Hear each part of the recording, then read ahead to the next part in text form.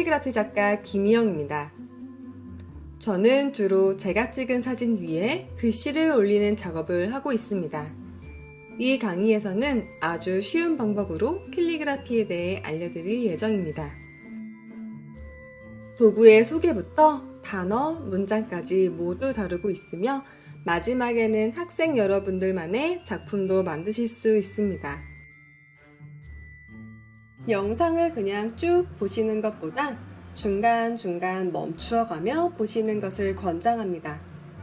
수일에 걸쳐 연습을 해주신다면 훨씬 더 좋은 결과를 얻으실 수 있을 거예요. 캘리그라피란 사전적 의미로는 아름다운 기록, 즉 보기 좋게 쓰여진 글자라는 뜻을 가지고 있지만 제가 더 중요하게 생각하는 것이 하나 있습니다. 캘리그라피는 단순히 보기 좋게 쓰는 것뿐만 아니라 감정을 표현하는 도구입니다. 표현하고자 하는 감정을 글자에 담아 읽는 사람으로 하여금 같은 감정을 느끼게 하는 글씨가 잘 쓰여진 캘리그라피입니다. 자, 이제 붓펜과 A4 용지를 준비해주세요. 제가 평범한 노트가 아니라 A4 용지를 준비한 이유는 A4 용지가 잘 번지지 않고 붓펜이 매끄럽게 잘 나가기 때문입니다. 캘리그라피는 붓, 만년필, 펜, 붓펜 등 많은 도구를 사용하는데요. 저희가 함께 사용해볼 도구는 쿠레타케 붓펜 22호입니다. 사용하기 전에 가운데 부분을 돌려 열어 노란색 보호링을 빼주어야 합니다.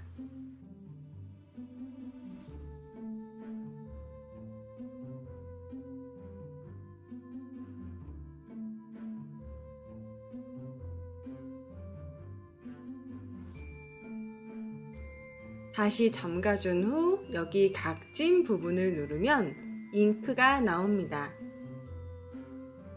이 펜의 잉크는 먹으로 만들어져서 다른 펜의 검정색보다 훨씬 진하니 다른 펜을 구매하실 때 참고해주세요. 처음에는 잉크가 뚝뚝 떨어질 정도로 세게 눌러 붓 모가 잉크를 충분히 머금을 수 있도록 합니다. 그럼 이제 캘리그라피의 첫 단계로 넘어가 볼까요?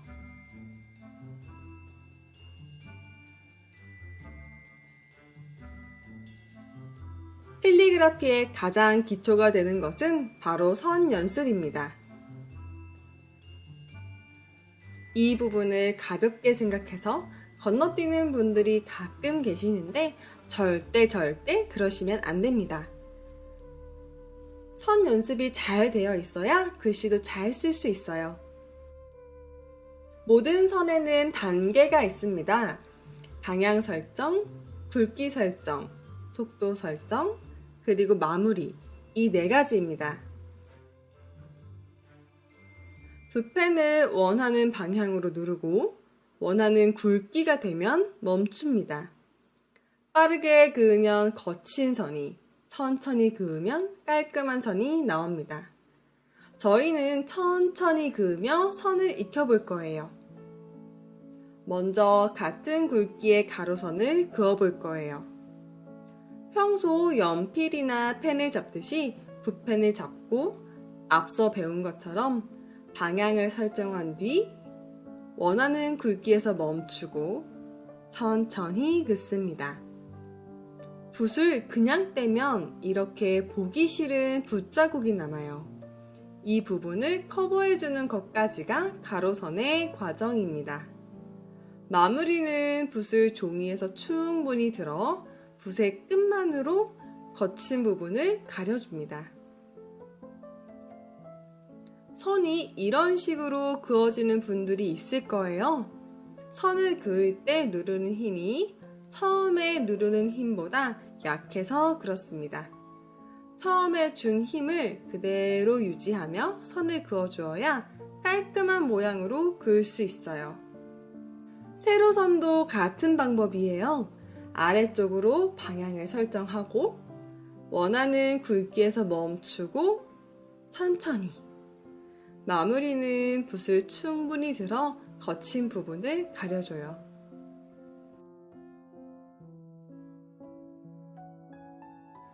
선을 긋는 방법을 익혔다면 이제 다양한 두께를 그어가며 선을 충분히 연습해 보세요. 여기서 선을 조절하는 법이 손에 익으면 나중에 글씨 쓸 때 원하는 느낌대로 쓸 수 있답니다.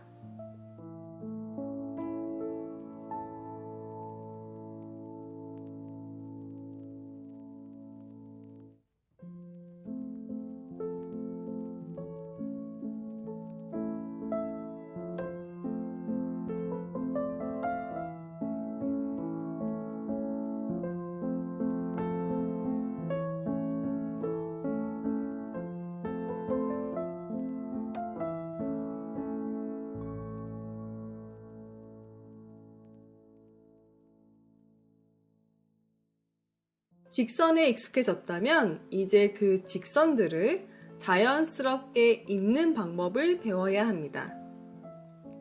기역과 니은을 통해 잇는 방법을 알아볼게요. 가로선을 긋고 바로 아래로 내리면 이렇게 선이 지저분하게 됩니다. 붓 방향이 갑자기 바뀌었기 때문인데요. 이를 방지하기 위해서는 중간 과정이 필요합니다.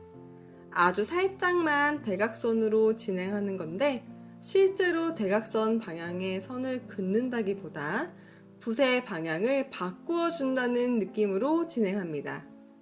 그 다음 내려 긋는 선을 그으면 깔끔하게 꺾인 선을 그을 수 있어요. 니은도 마찬가지겠죠? 중간 과정 없이 긋게 되면 이렇게 튀어나온 부분이 생깁니다. 하지만 대각선 방향으로 조금 진행한 뒤 가로선을 그으면 이렇게 깔끔한 선이 완성됩니다. 기역과 니은을 번갈아 가며 튀어나온 부분이 없도록 신경 써서 연습해 주세요.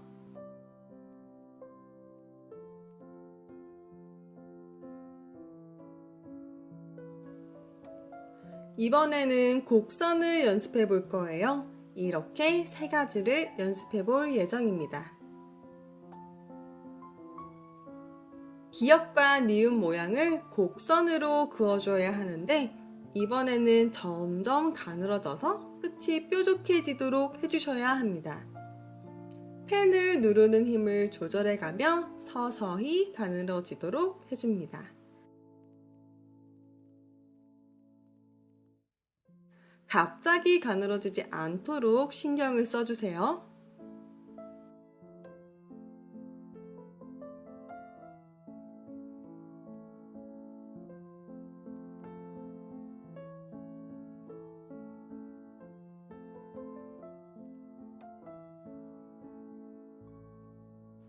그 다음은 이응입니다.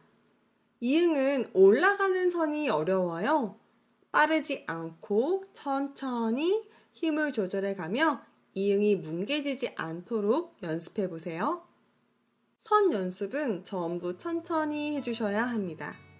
그리고 충분한 선 연습이 동반되어야 글씨도 원하는 대로 쓸 수 있으니 선 연습은 많이 할수록 좋습니다. 그럼 이제 본격적으로 글씨를 써볼까요?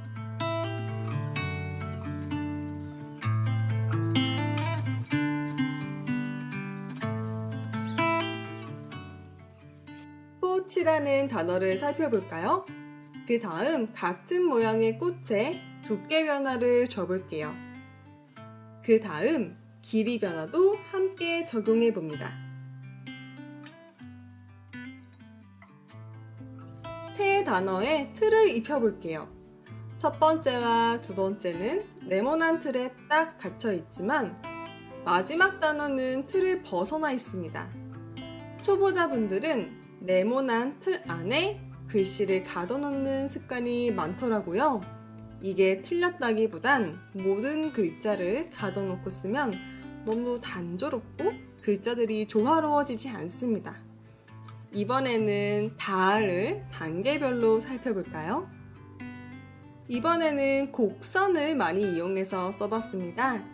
이 모양 그대로 두께에만 변화를 주면 이렇게 변화합니다. 훨씬 보기 좋죠? 그 다음엔 틀을 벗어나게 써보면 더욱 풍부해 보이는 글자가 완성되었어요.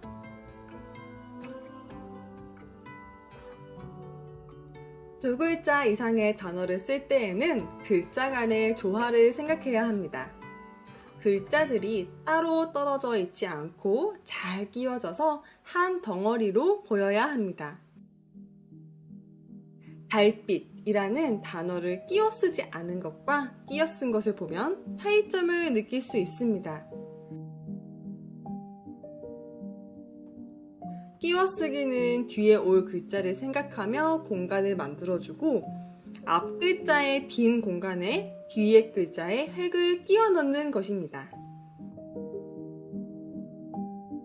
끼워쓰기가 되지 않는 글자의 경우에는 간격을 좁게 쓰면 됩니다. 하지만 주의할 것은 절대 획이 만나지 않게 해야 한다는 것입니다. 세 글자 단어를 써볼까요? 장마철을 함께 써볼게요. 장을 먼저 쓰는데 뒤에 올 글자를 생각해서 획을 뒤로 길게 빼지 않도록 유의합니다. 그 다음 아래 남은 공간에 말을 씁니다. 위아래로 남는 공간에 철의 획을 잘 끼워서 씁니다. 세 글자가 넘어가면서는 글자가 위아래로 들쑥날쑥하지 않도록 위치를 잘 잡아야 합니다. 그럼 이제 문장을 써보도록 할게요.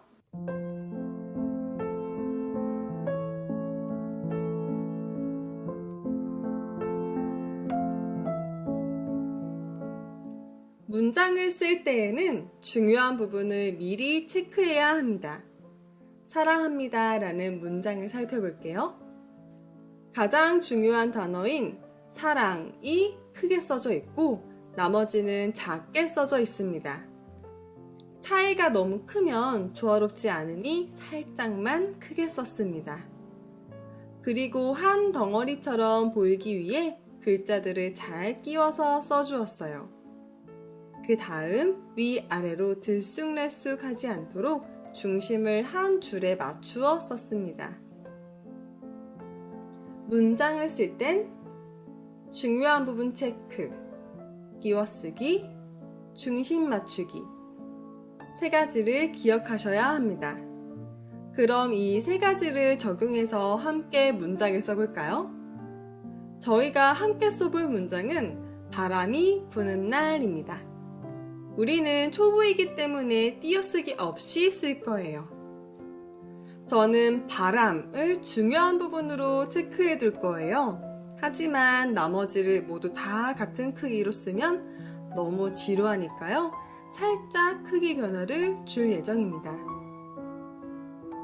바람이 가장 크고 그 다음 부와 날이 중간 크기, 나머지는 가장 작은 사이즈입니다.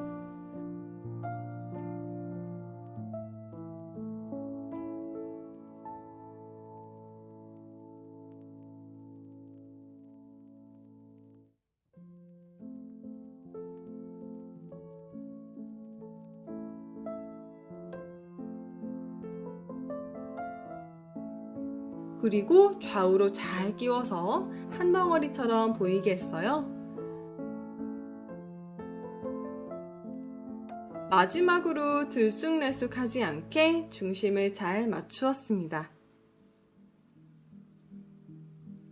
문장을 쓸 땐 중요한 부분 체크, 끼워쓰기, 중심 맞추기 꼭 잊지 마시길 바랍니다.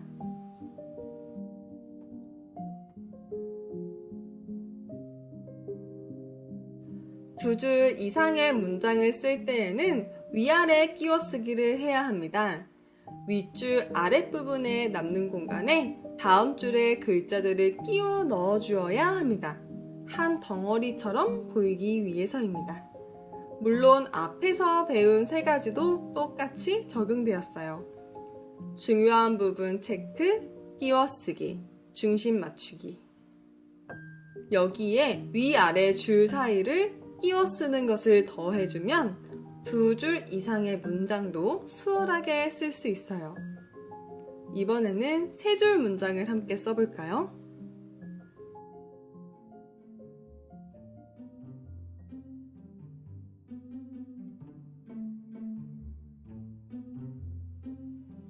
중요한 부분을 체크하기에 앞서 줄마다 비슷한 글자 수가 되게끔 줄바꿈할 위치를 정합니다.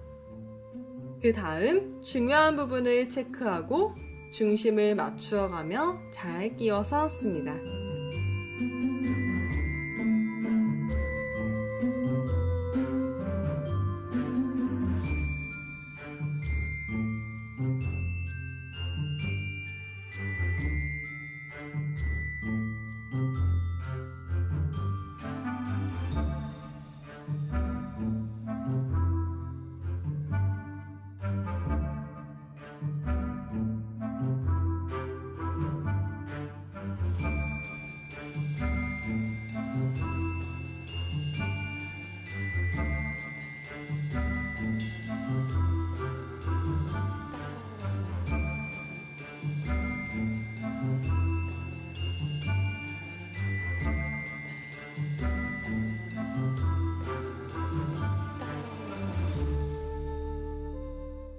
문장을 쓰는 방법에 대해 알려드렸어요. 끼워쓰기에 너무 집중하다가 글씨가 들쑥날쑥한 경우가 많으니 꼭 유의하시면서 차근차근 연습해보세요. 이번에는 한 문장을 다양한 구도로 연출해 볼 거예요. 한 줄, 지그재그, 가운데 정렬.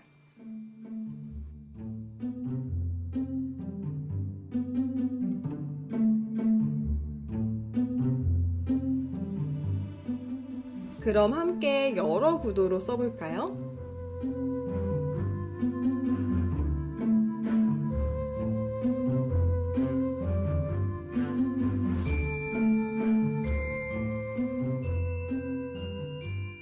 한 줄로 쓸 때에는 중심을 맞추기 어렵기 때문에 미리 연필로 중심선을 그어놓고 쓰면 좋습니다. 그 다음 끼워쓰기를 잘 하면서 글자의 중심이 선을 벗어나지 않도록 신경 쓰며 완성합니다.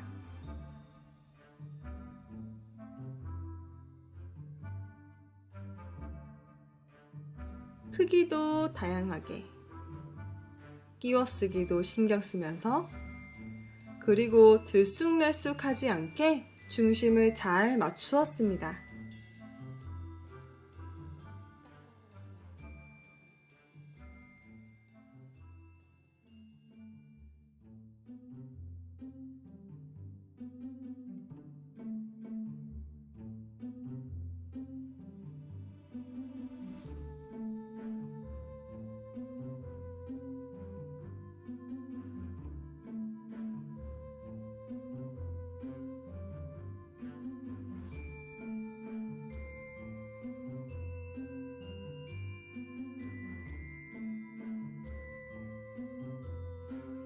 지그재그로 쓸 때에는 구도가 지루해지지 않도록 유의해야 합니다. 시작점과 끝점이 다양해야 좋아요. 역시 끼워쓰기도 하고 중심을 잘 맞추어 첫 줄을 씁니다. 그 다음 줄은 첫 줄 아래에 빈 공간에 잘 끼워서 앞서 배웠던 것과 마찬가지로 크기를 다양하게 하고 좌우를 잘 끼워주고 또 중심도 맞추었습니다. 세 번째 줄의 시작점은 첫 줄과 같지 않게 해주시는 것이 좋아요.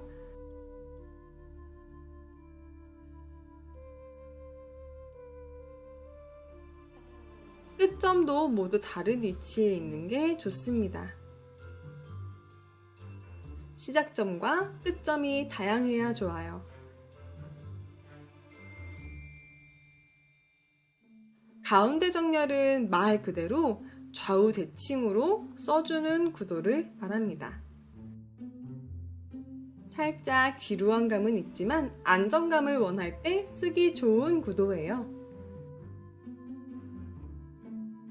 가운데 정렬은 구도 잡기가 크게 어렵지 않아요.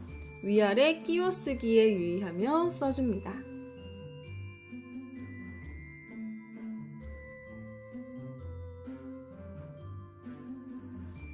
이렇게 문장을 쓰는 방법까지 모두 배워봤어요. 이제 배운 것들을 응용해서 나만의 노트를 만들어 볼 거예요. 먼저 쓰고 싶은 문장을 고르고 난 뒤 이어지는 영상을 봐주세요.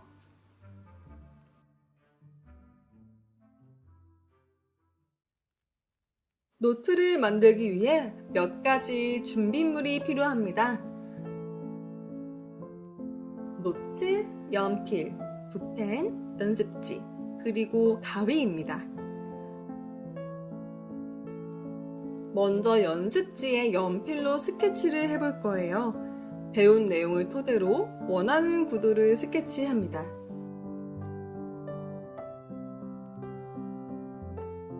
붓펜으로 쓸 사이즈로 스케치해주세요.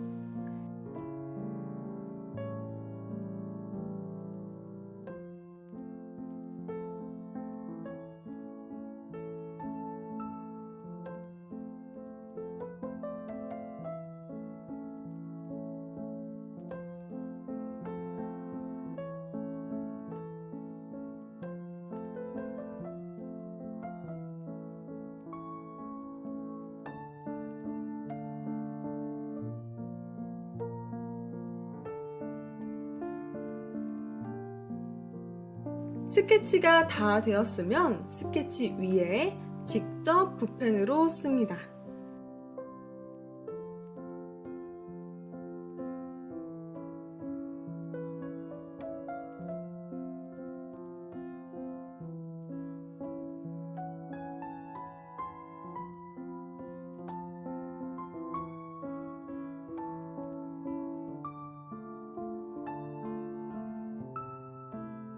한 번에 잘 쓰기는 어려울 거예요. 여러 번 연습해서 원하는 느낌이 나올 때까지 써주세요. 가장 마음에 드는 글씨가 나왔다면 그 글씨를 가위로 오립니다. 가위로 오릴 때의 팁은 글자에 가깝게 오린다는 거예요.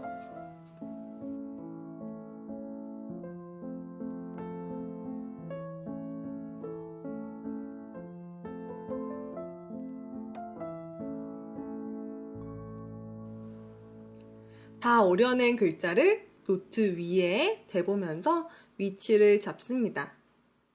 이때 연필로 살짝 표시해 주어도 좋고 눈으로 위치를 잘 기억해도 좋습니다.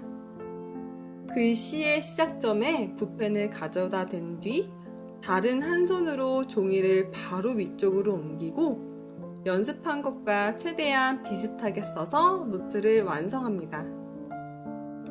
노트 위에 직접 스케치를 해도 좋지만 연필 자국이 남는 경우도 있으니 유의하세요.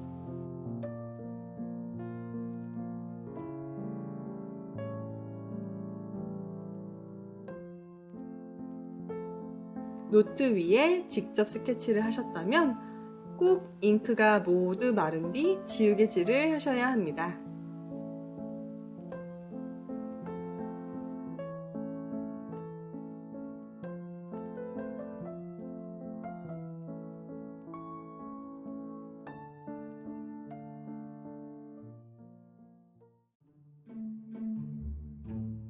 여러분 캘리그라피 어떠셨나요?